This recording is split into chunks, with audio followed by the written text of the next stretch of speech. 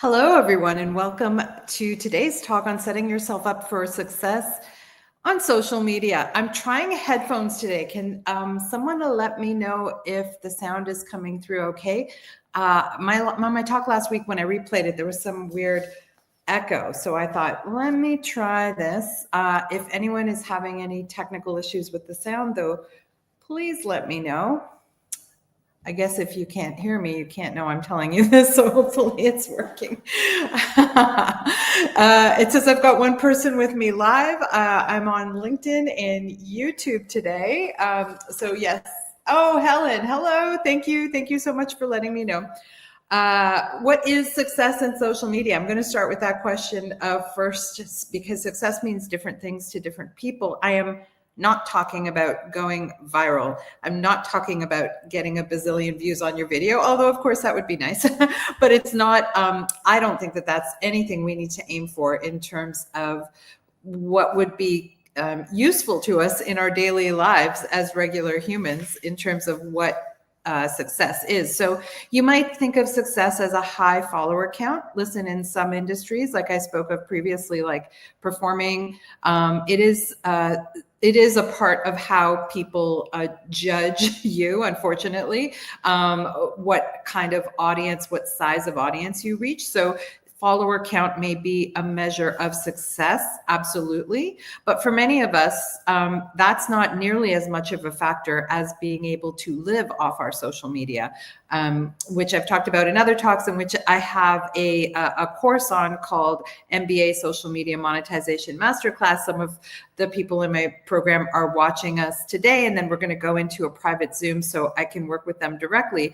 But in general, I mean, we should all know as film workers, and I say as film workers because most of the people who come to my channel on YouTube are film workers. We probably are looking more for making a living off our channel, whether directly or indirectly, whether it's because it raises awareness of what we do to the people who will hire us or consume our products. And that goes for everyone, and it certainly goes for all the arts beyond film, but I'm especially talking to film people because you're my people. So yes, for some of us, it's follower count. For some of us, it's making a living. For some of us, it's healthy engagement, meaning like you might not have a lot of followers, but all of your subscribers or followers, depending on which platform you're thinking of, they respond to you. They watch your stuff, they consume it, they respond to you, they give you feedback. That is huge. Even if there's 10 people doing that, that is incredible. That is 10 people that you can serve and probably are serving very well. And if you can serve 10, you can certainly serve more than that effectively. It's just a matter of growing your channel and your social media and finding them. Even if you're just establishing your channels, your social media channels, to establish yourself as an expert. Some people write a book, some people have social media, some people do both. That's a perfectly excellent way to measure success on your social media. Hello, Robin. One of my wonderful, wonderful students is here. Okay, so social media success, however you define it, is not random. Yes, there can be luck involved. Certainly I've had students have like TikTok videos go viral. I don't teach TikTok. They just did it on their own and they were shocked and surprised, but it didn't impact their businesses in the sense that people weren't suddenly buying their products, for example. So is it important to go viral? I mean, unless it's for a specific thing tied to your business that then leads you to have more customers or more of an audience base. Yeah, but it's not, it's really not the goal in anything that I teach or I do. It's just a side thing, right? A side benefit. So I'm not a guru in any way, shape, or form, which is why I think you should actually be listening to me on this, because I was able to monetize my channel, my YouTube channel. Well, I use YouTube, Facebook, and LinkedIn in specific combinations and in experimental combinations. I use all three and a bit of LinkedIn. A number of people who tune into me live often do so on LinkedIn. And there are other ways to use LinkedIn, of course. It's a very professional platform as well. But I use social media in specific ways that I teach. And also, I'm just a regular person. Like, that's my point. There are many, many, many regular people. I see them all the time come up on ads for different things saying, I'm a father of 3 and I earned 10K a month or 20, whatever the number may be, but I see 10K a month a lot. And I'm going to talk about it. It's not insignificant because that was the actual number for me in Canadian dollars, because I'm in Toronto, Canada. For me, I set a goal of 10K and I made it my very first month, which was April 2020 when I had really no choice at that point to make a living through my social media. Luckily for me, I had no other choice because I had to figure it out. And I've been able to sustain that as an average ever since then. Some months I make much more, some months I make much less, but as an average, it's an achievable average. And I'm telling that to film people because our industry is, believe it or not, in my experience, not as predictable as the income we can potentially make on social media. Crazy. Who would have known that? Like, I wouldn't have known that. Well, how would I have known that when I was young? The internet didn't even exist when I was young. But now that it's a thing, it's a real thing in our lives, and social media keeps growing, changing for better or for worse.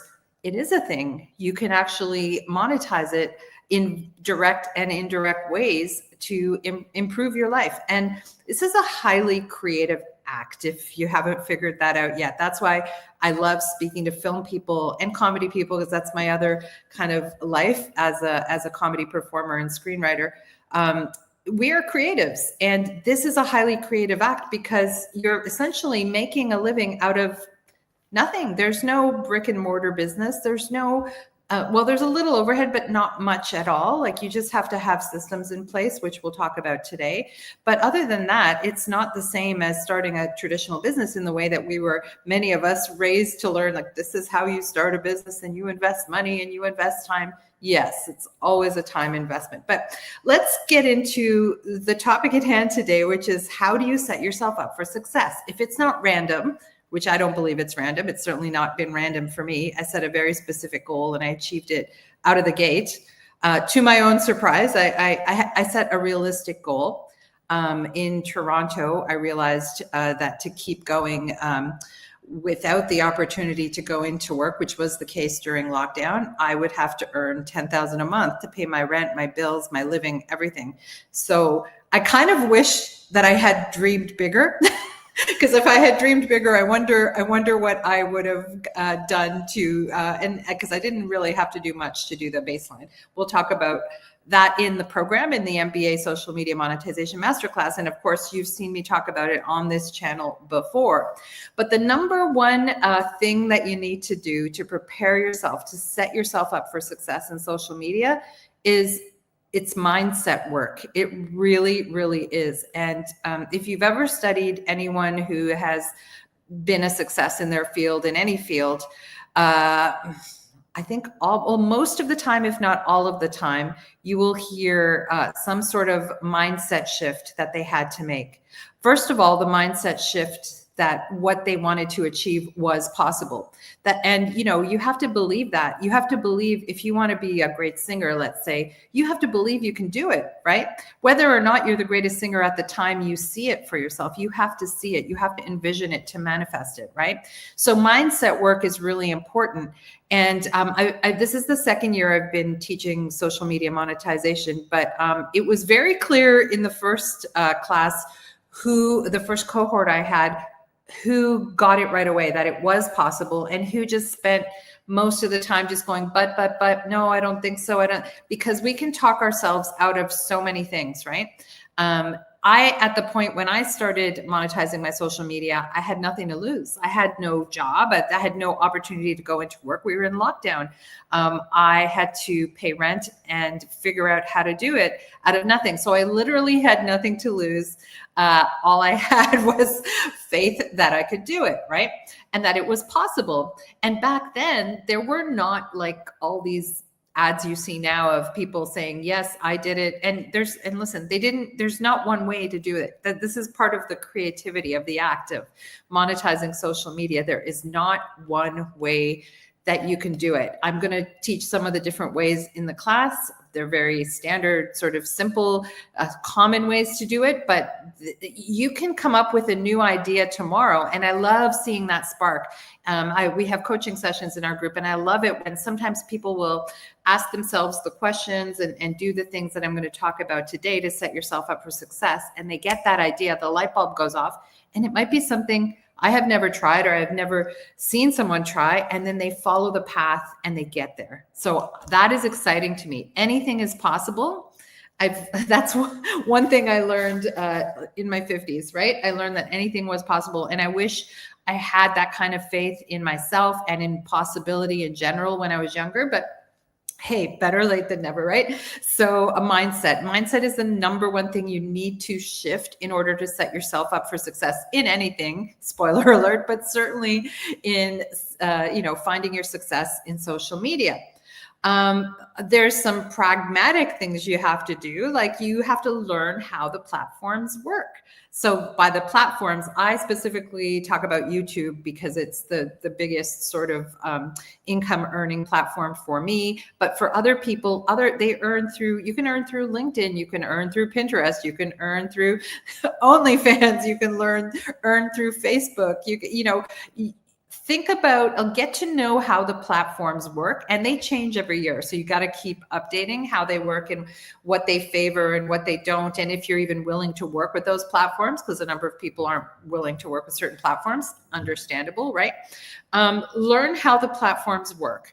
That's why I have a very pragmatic element to the MBA course, the Maximum Bliss Accelerator Social Media Monetization class. I teach you guys the nuts and bolts, like, okay, this is this is how you could draw strength from Facebook, the strengths of Facebook to monetize it. These are the strengths of Instagram to monetize. And these are it's very pragmatic. It's very kind of boring information, but you got to know it. You have to understand it in order to have that creative spark that will take you to the next level based on the parameters, right, of each platform. The third thing you need to do, and these are not in any order. I mean, I think mindset is the biggest hurdle to get over. And then once you get over that, everything else I think is easier. Did you ever read that book, Think and Grow Rich by Napoleon Hill?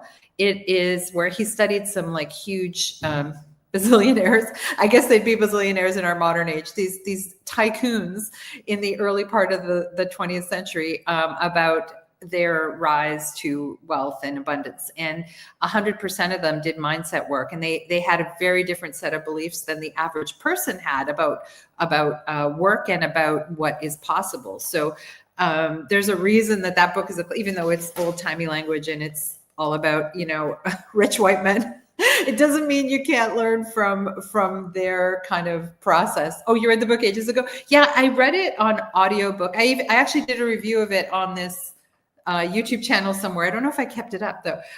But yeah, it was fascinating to me, the level of spirituality that these billionaire tycoons.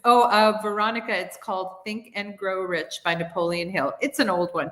There's a lot of different books on abundance, on business success, both pragmatic and spiritual, that do talk about manifestation and visualization and the power of focusing your thoughts and thoughts becoming things. And I don't necessarily mean to get all woo-woo. I used to think it was woo-woo. Now I think this is the world we live in. Our thoughts about what is possible underlie sort of everything, I think now. I used to think that was somehow too spiritual an idea, too woo-woo, too out there. It's fundamental. Now I understand that it's fundamental. So mindset, learning how the pragmatic element of learning how the platforms work, and therefore how you can use them in your own work, because we have a whole wide variety of different kinds of film workers, comedians, writers, actors, learning how to monetize social media. We all have different strengths that we can pull from, and we all have different kinds of brains, which is beautiful, which is the beautiful part of coming together in the coaching group and sort of hopefully inspiring each other and thinking, yes, anding each other's business ideas. The third thing, you hear me say this a lot, especially Veronica, because she did my Find Your Jam challenge. You've got to find your jam. You need to figure out what it is that brings you joy and therefore can hopefully transform other people's lives in a positive way. I call that finding your jam. It is really like, what is your happy place? Because if you're not happy in this work or any kind of work, it's not going to ultimately give you the longevity. And listen, some people don't want longevity. Some people want to make 7 figures and retire. Great. Like, that's fine. That might be your jam. So they'll do what it takes to get there in a hurry. But that's not necessarily my goal. It's not necessarily what I think will make us happy. I think happiness is important. And changing lives makes me happy. It's what makes a lot of creators happy. Otherwise, they wouldn't, get out of bed and comb their hair and talk to people if they didn't think they could make a positive impact. At least I think so. So find your jam. So you need that means figuring out who you love to serve and how you love to serve them. So for those in the MBA group, there are some documents. If you look at under the files section of the group, there's some documents from the old Find Your Jam challenge that I used to do, which you can go through on your own. And it's sort of self-evaluation forms to sort of remind you. And I call it taking inventory of the lives we've already lived. And what have we done? How have we changed people's lives? What have people asked us about over and over? Like in terms of asking our advice, what are some of the successes we've had, awards we've won, jobs we've had, things we really enjoyed in our lives. It's a whole sort of self-assessment. If you're really like stuck on where do I begin? Listen, I, like many of my students, am a multi-potentialite. And I learned that was not a bad thing late in life as well, because when I was a kid, I heard it over and over again, jack of all trades, master of none. And it would make me sad because I loved multiple areas in life. That's how I got to film. That's how I found the film business. It's because I loved music. I loved acting. I loved writing. I loved drawing. And I couldn't decide which one to pursue. And I realized that in film, you could take all those things and put them towards filmmaking. And I'm not even a filmmaker in the traditional sense. I support some of the best filmmakers in the world through my script supervision, but I'm not, and I consider myself a filmmaker, but I ultimately didn't even become a filmmaker. That doesn't make me any less talented, a writer, a filmmaker. Don't let anyone ever tell you that there's only one thing you can do. That's horrible. That's a horrible thing to teach your children. And also, don't let anyone say that if you're good at more than one thing, that must mean you're not a master at any one of them. I like to lead by example and really encourage people to pursue multiple avenues if it makes them happy and if they can help people or themselves in, just the joy of the thing. So I lead by example. I have a channel about at least 2 topics, now 3, screenwriting, script supervision, and now social media monetization. So there, all the things that people say, focus your channel on one thing. And sorry, I've got a channel about 3 things because there's 3 ways I think I can help people. And I guess I'm just too lazy to put them on 3 different channels. I don't know. Mindset, learning how the platforms work, finding your jam. And by the way, please use your time in the coaching groups if you're still not completely sure, how you love to serve people and who you love to serve, to dig deep into that thing, to sort of ask questions of yourself and of your friends and of your clients about what that zone is for you, because you can, by the way, try more than one kind of idea in how to monetize your social media, but you're ultimately going to start with one, right? Probably. The fourth thing is you build your content. You build your content, but not just randomly. I mean, you can build your content randomly and experiment and play. In fact, experimentation is the next thing on the list. If you don't keep experimenting, you'll become stagnant, because maybe you might be happy with 10K a month. Like I was happy with 10K a month for a long time, but I'm like, wait a minute, if this, then what? If that is possible, what else is possible, right? And so experiment with different offers, formats, platforms, low-cost ads. I teach you about low-cost ads because I'm a solopreneur. I run my business myself. Sometimes I hire a VA, a virtual assistant, but other than that, I am a solopreneur. This is another reason that you should probably listen to as many like regular people, non-gurus who have gone through this and know how to do this, because we don't have a staff, right? We had to figure this out on our own, and we had to sustain it on a level that we could afford on our own. You shouldn't have to like pay a ton of money to learn this stuff either. So build your content, and not just any content. You want to build content that engages your ideal clients. So if you don't know who your ideal clients are at first, fair enough. Like this, if you don't know that, you'll end up building more content. You'll try out more things at first to see what resonates and with who, right? So you can do it that way. It's a longer road than knowing the audience that you want to reach and then trying to reach them directly. That's a faster road. There's no right or wrong. Like how you want to do it is up to you. But I'm going to just advise that if you sort of dig deep into who your ideal audience is, and you're all in the class, everyone who's posted comments is in the class. So we can talk about it today on the coaching call. Helen, if you know who your audience is, we can brainstorm ways and platforms where you can reach them, because you got to know where to find them and then how to engage them, right? I always say marketing is finding your audience, engaging your audience, and changing their lives. It's my lofty definition of marketing, which I'm sure I somehow was inspired to say after reading like Seth Godin or someone like brilliant like that. But it really, if you think about that, that's what marketing is. And this is ultimately social media marketing. I don't put it that way because it's actually not that cut and dry.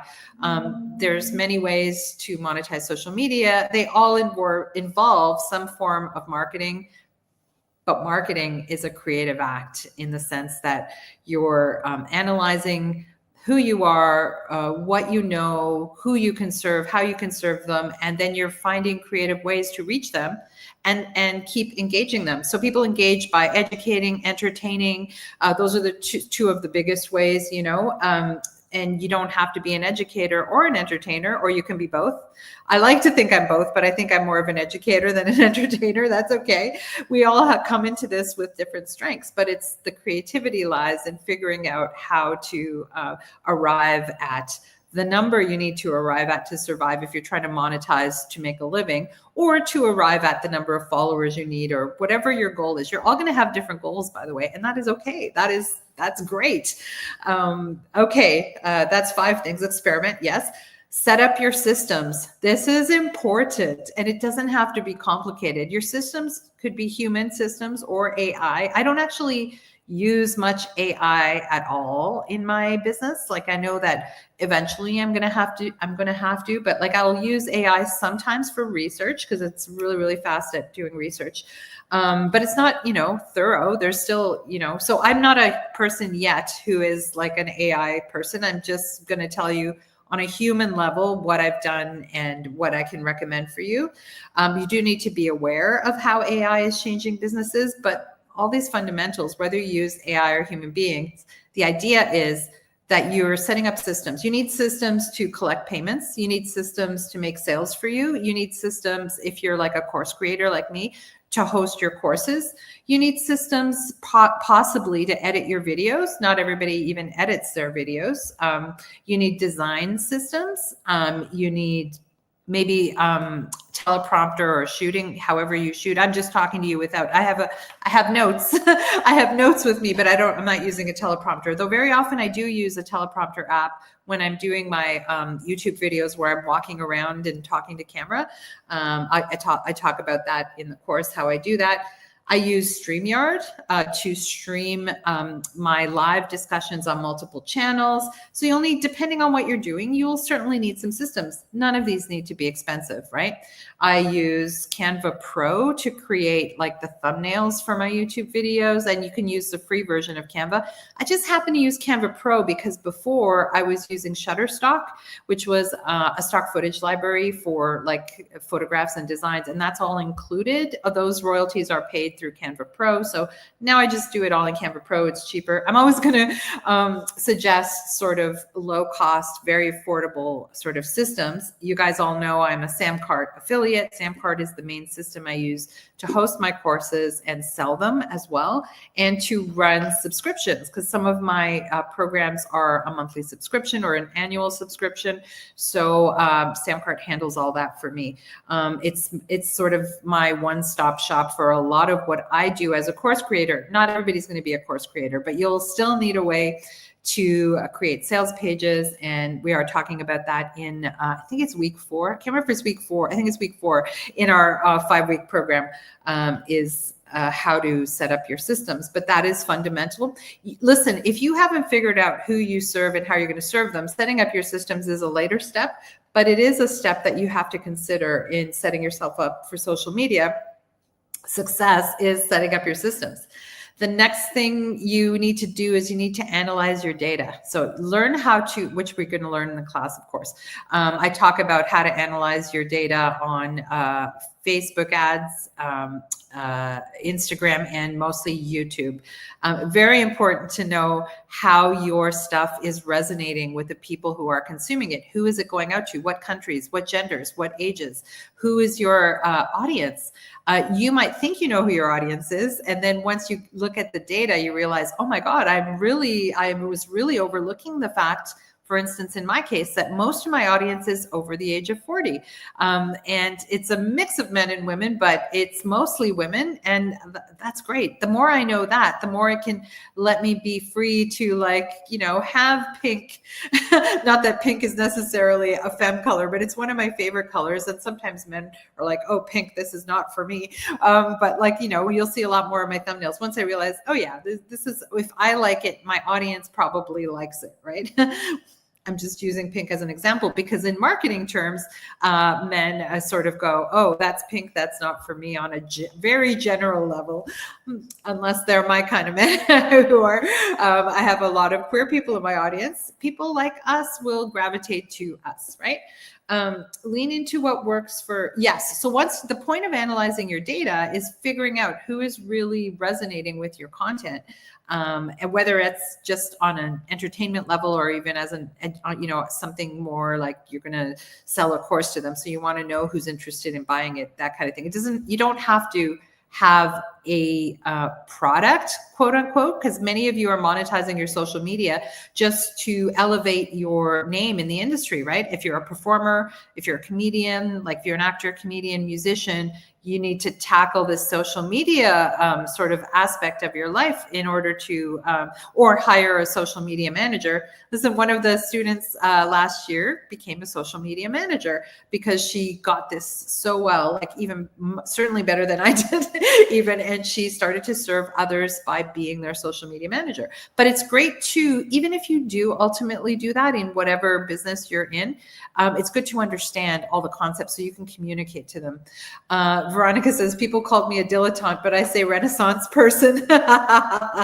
Yes, Renaissance people we are. Yes. And so the point of analyzing your data is the next thing. You want to know what's working and who you're reaching, right? So once you are putting stuff out there, trying different things, and you're seeing that certain things you're doing are resonating with people, well, then you want to lean into what is working, right? If I use 2 criteria, is it changing the lives of my clients in a way that is like super positive? If so, what is the thing I'm doing that's doing that? And I found that for me, it's coaching. So I have a lot of very, widely acclaimed pre-recorded courses, and they're great in and of themselves. But in and of themselves, they're not. I don't think they're anything without the actual human coaching in small groups or one-to-one. And the more I realized that that is what was helping change people's lives. And listen, the other side of it is, do you have fun doing it? I have a tremendous amount of fun coaching because I can really, really hear what my clients' struggles and joys are, and therefore use that knowledge to also help others, right? It's such a great and wonderful, and it's this internet is such a, it's so artificial in many ways. We're talking through screens. I'm in a room alone talking at you, and there's, 5 people here, 6 people here live with me, but ultimately hundreds and maybe thousands of people will watch this video down the road. I'm still in a room talking by myself. So the part that makes it fun for me is that I know many of you. I've met most of you in person.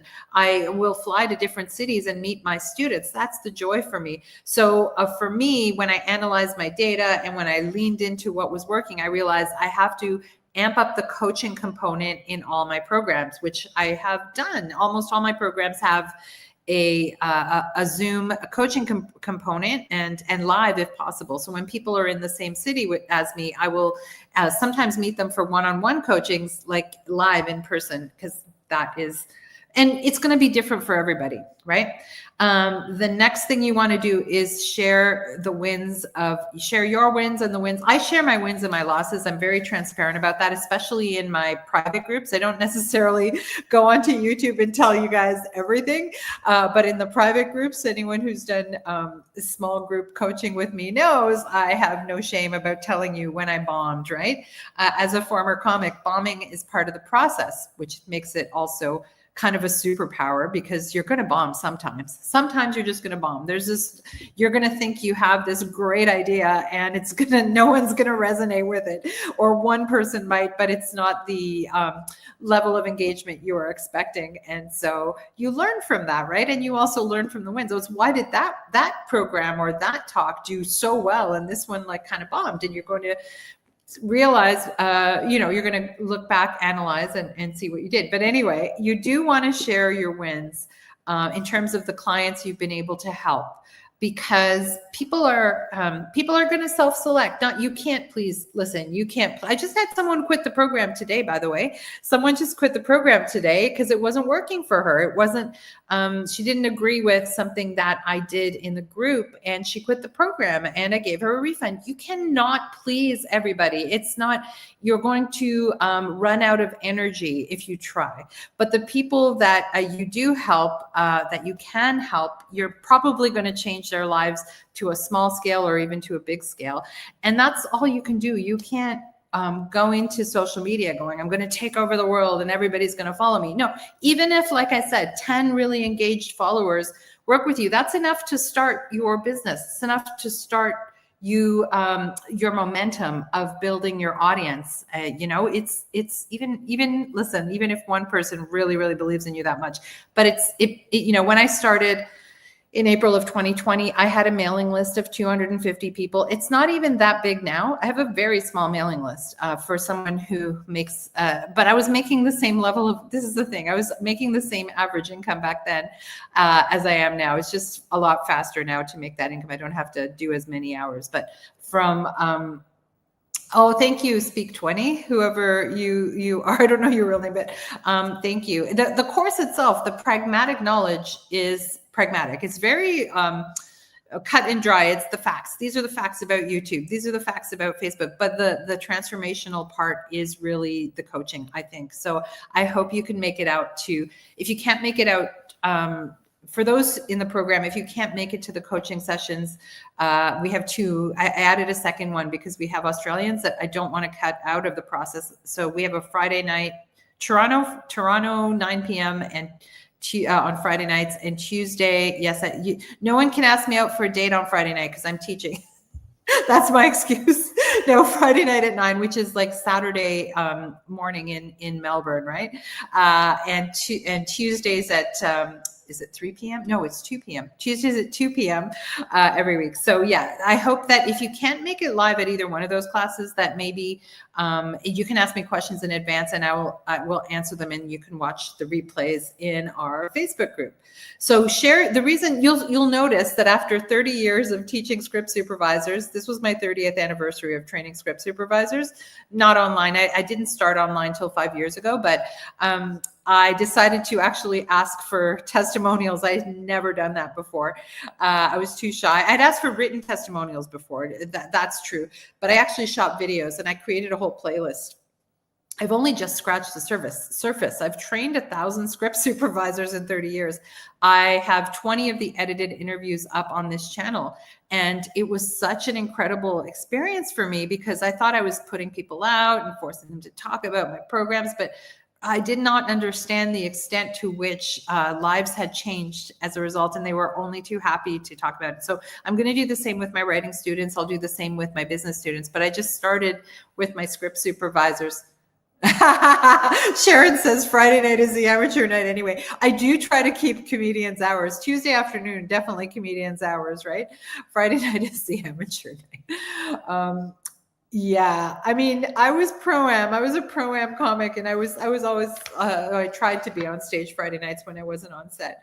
But share your wins. Don't be afraid, because what's interesting is the 20 people that I interviewed, they have all different backgrounds, right? There's single moms, there's married moms, there's kids, like I call you guys kids if you're 22 years old. That's how young I was when I entered the business as well. There's really young people. There's everyone in between. There's people over 50, over 60. I've interviewed everybody, the whole gamut, people who went to film school, people who didn't, the people in different countries, and they all had a different story. And I think it's important because some of the people resonated, let's say with Lexi, who's in her 50s in Australia. Someone joined the program and said, I saw Lexi's testimonial and it felt like home. Others, you know, I have someone in the Dominican Republic, and a lot of Latina kind of students will go, oh, Letty, oh my God, she's a role model. She trained with Daniela. Oh, that's great. So there's a whole range of people. So I think it's someone is going to, even if you have one testimonial, if it's one that resonates with someone who's looking for someone and they go, okay, that person worked with you and they got success, maybe I can do it too because they resonate with me. Anyway, share your wins. And then the last thing I'm going to say is rinse, repeat, and keep experimenting, because platforms change, the market changes. Like my market has shifted. Most of my audience was in the United States. Actually, I'm in Canada, but most of my audience was in the United States because that was the hub of film production. And that has seriously shifted over the years. And now most of my audience is actually in Europe, specifically in London. That's where most of my course sales happen. That's where most people engage with me. I'm still very much living in Toronto, and I still obviously have a Canadian audience. I still obviously have an American audience, but the Brits are really finding me, and you wouldn't believe how many students I have in Serbia. So, and it's reflected in my channel because YouTube in its analytics will tell you what countries people are tuning in from. And listen, I have swaths of people who tune in from Morocco, Mexico, and India who aren't buying my programs. I do have a student in Mexico, and maybe one day they will, because the number of people who watch my content there, I mean, those are all filmmaking countries. So that makes me very happy. But ideally, you want to reach people who are going to engage back with you, whether they buy your products or just interact with you. Like that's all good. But it's kind of fun to know, because I think I've told you stories like this where I'll go to a city that I've either been to or haven't been to for a very long time, and someone will stop me on the street and say they recognize me from my channel. Hilarious. So yeah, time check. Oh, we're doing good. Okay, so you got to shift your mindset. Definitely understand that it is possible and that you can probably do it. And have, I didn't say set a goal, but I mean, I think it's good to set goals. So like I said, my goal was 10K, right? My goal was 10K a month. It was a very pragmatic goal. I kind of wished I had dreamed bigger, because I wondered if I had said to myself 20K, that if I would have hit 20K, but hey, I'm happy that I set a goal and I met it like right away. The thing that feels really realistic about 10,000, it does pay the bills in Toronto, which means it could pay the bills in most cities. It's not a replacement of my film income. I mean, now it is, but on a month-to-month basis, my income in the film business was double that, right? I'm a very veteran key in the film business. It's 20 grand. But when you think of the blood, sweat, and tears I put into making 20 grand on a film set, which is, for those who don't know, like a 70-hour work week if you're lucky. Because I say if you're lucky, because in North America, we can even work longer than that. And then you think about when I started the business, I was working 12 to 20 hours a week. And I was only working those longer weeks if I was creating new courses. And now I'm just building on the stuff I've created. So it gets, the workload diminishes over time to achieve the same results. And then if you want to scale up, that's where the next level of work begins. That's where I'm at. And that's why I'm starting again with my coach. I'm so happy to be back with my business and creative coach, and I'll talk more about him in the class. But if you think about the reality of, as you're sort of thinking about ways you can monetize, how you're going to monetize your social media, there's no wrong answer. There's no right answer. It's what works best for you. This is why it's so important that this be an individual process and that you get inspired by what other people are doing. If you think about it on a basic math level, you can sell one thing for $10,000. I do have a $10,000 product.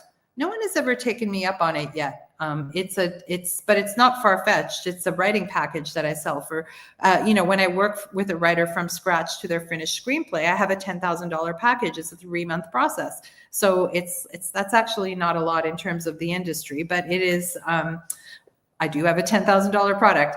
I've never tried really hard to sell it, as that's not my bread and butter. My bread and butter for me ends up being courses in the $497 to $1,297 range. Those are the sort of the prices for most of my courses. I know the social media course is cheaper. Like I said to everybody, I don't make money teaching social media. I just think it's such an important thing that my film workers and writers can benefit from. That, like, this is kind of a joyful thing I do aside from what I've been teaching you guys in film. You can sell 10 things for $1,000, right? You can sell 100 things for $100. You can sell 200 things for $50,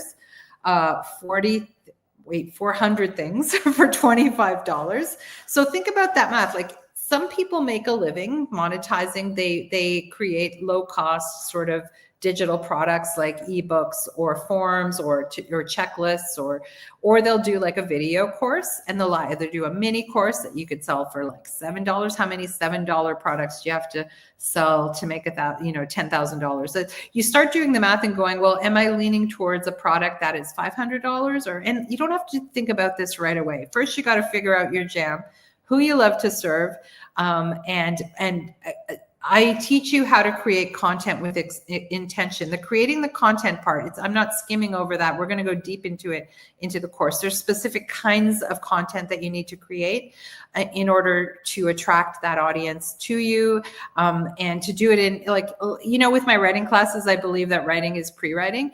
I believe that, yes, there's a lot of room for experimentation in the content you create, but you also have to go into it making some choices and decisions and trying things out with intention, so you know what's working and what's not working.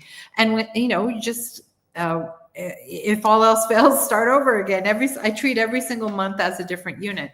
What am I gonna? And that means, like, these are some other things that are not part of what you need to do to set yourself. This is my best advice with social media.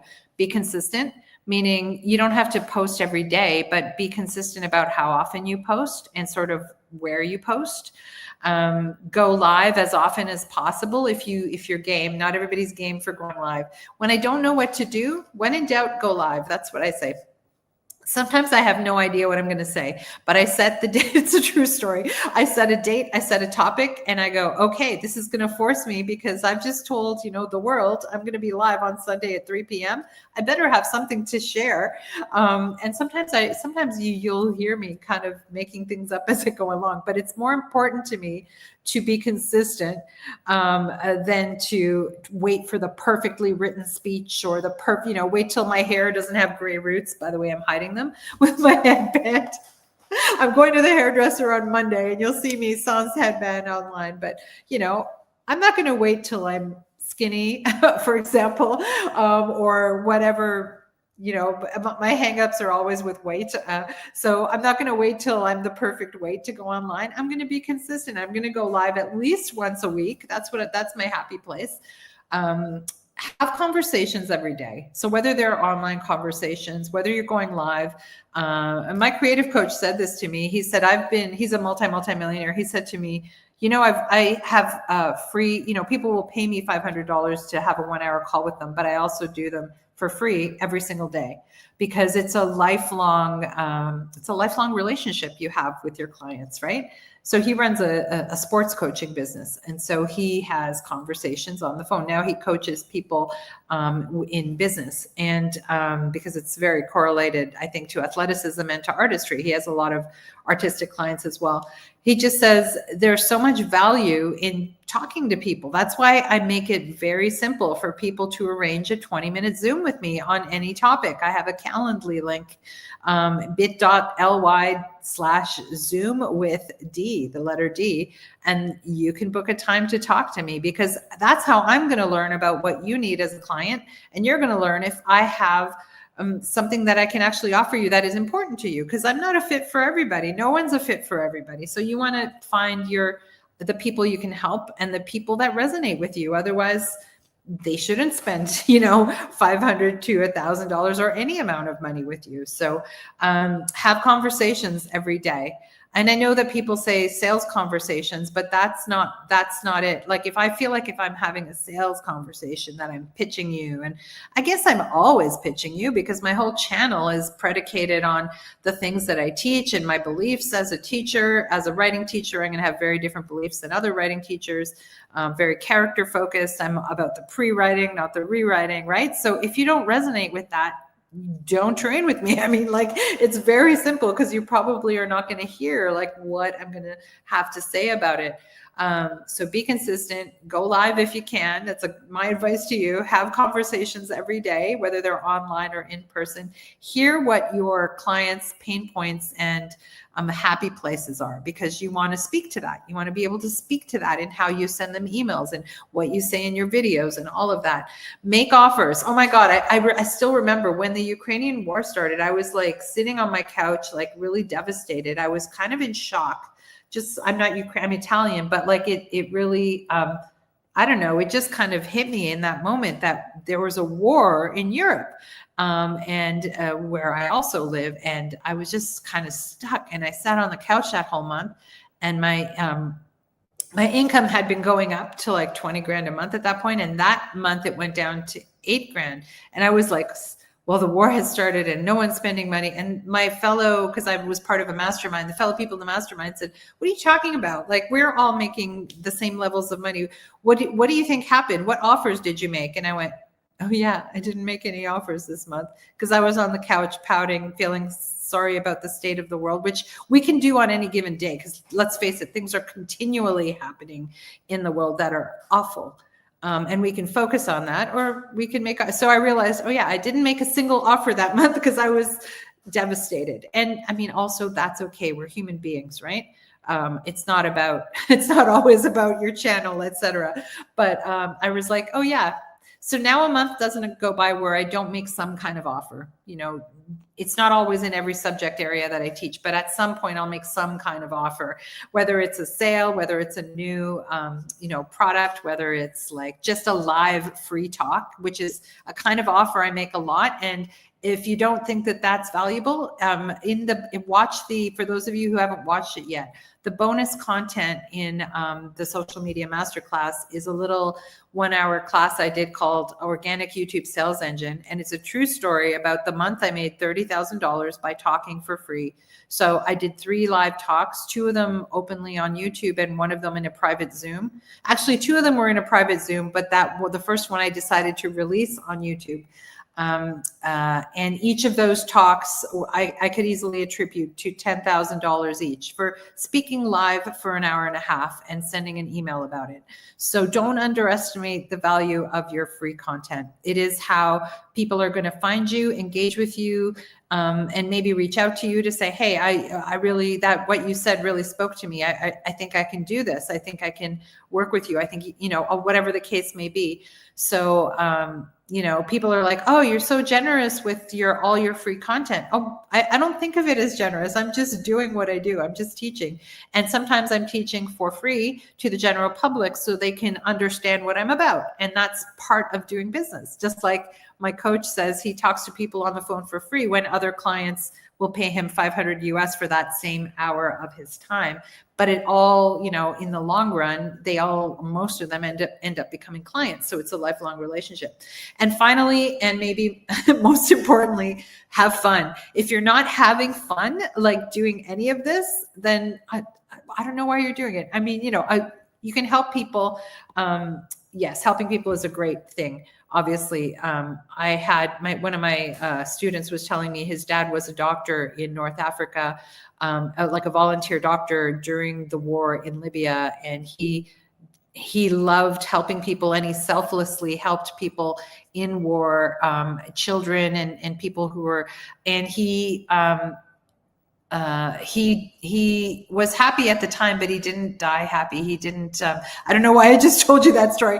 I think it's important to help people, yes, but I also think it's important to have fun ultimately, because this is a big, long life we live, and to have longevity and not sort of get really sad in anything that we do, whether it's whatever it is, serving others in really noble ways. And also, I think comedy is a noble profession. So serving others in comedy or performance or music or, for me, the arts change the world. So I'm happy doing them, but it gets sad, obviously, when we can't pay the bills. So you have to find the things that make you happy, and then other ways. And I think it's truer now than I've ever believed before, that do what you love and the money will follow. I used to go, oh yeah, right.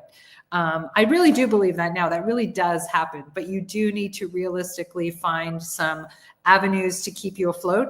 Especially if you live in New York or Toronto or, some of the cities where it is really a challenge just to survive.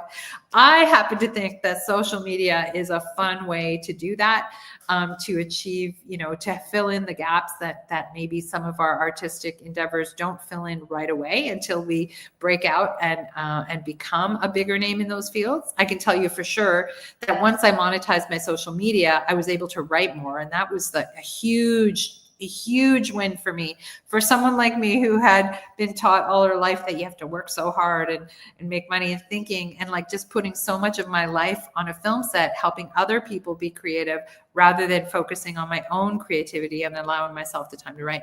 It changed my life to the point where I really just keep wanting to spread that message. So yeah, we're going to get on our private Zoom call in the class shortly. The class officially doesn't start until Tuesday. For anyone who's like a last minute person who wants to join us, I'll post the link to the course page, bit.ly. By the way, when I talk about systems, these short links are another system I have. Bitly is a free short link system. So when I have these long links to my sales pages, the course pages, my sales pages, you can shorten it and make it your own word, and that's free. And that's a system that I use because I'm often talking live on video. So I can't, I can send an email. I do that too, but normally it's easier for me to say bit.ly/social media bliss if you still want to join the class. And for those joining me in a few minutes in our private Zoom, I hope that I've given you some food for thought. It's not just random. It's not just fun. We do have to learn some basic fundamentals, but I think the crux of it is the idea jamming that we're going to do about what our strengths are, who we love to serve, and how we love to serve them. Looking forward to seeing a bunch of you in a few minutes. I hope you have enjoyed this. Please feel free to reach out if you have any requests for a talk you'd like me to do. I love taking requests, and see some of you soon. Thank you for tuning in.